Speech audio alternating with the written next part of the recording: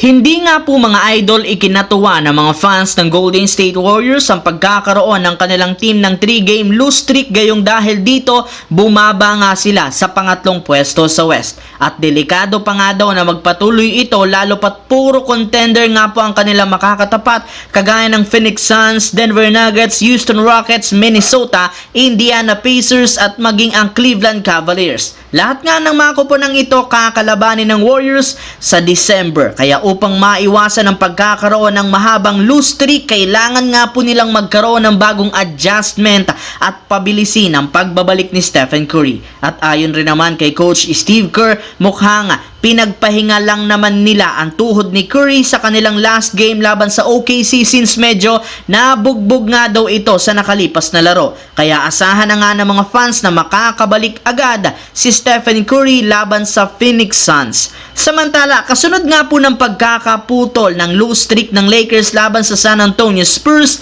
babalik na nga sila sa kanilang home court bukas para kalabanin sa NBA Cup ang number 1 team sa West na OKC Thunder na merong hawak na 3-game win streak. At ayon sa ibinulgar ng Lakers, hindi na naman dito makakapaglaro sina Christian Wood, Jared Vanderbilt at maging si Jackson Hayes na nakalista nga bilang doubtful dahil sa injury sa paa. Patuloy pa rin naman nga pong problemado ang kanilang team sa mga big man kaya kinukonsidera nga po ng front office na magkaroon ng ilang mga pagbabago kagaya na lamang ng pag-trade kina Christian Wood at Jackson Hayes. Gusto na rin naman ng Lakers ng kumpletong lineup kaya imbes na hintayin nila ang pagbabalik ng dalawang ito, papalitan na lamang nga sila ng bagong sentro na tutulong kay Anthony Davis. Marami na rin naman nga pong magagaling na big man na available sa trade kaya hindi sila mahihirapang makakuha ng kapalit. Sa kabilang banda naman, kuhang-kuha nga po sa camera ang pagiging animated ni Anthony Edwards sa kanilang pagkatalo kahapon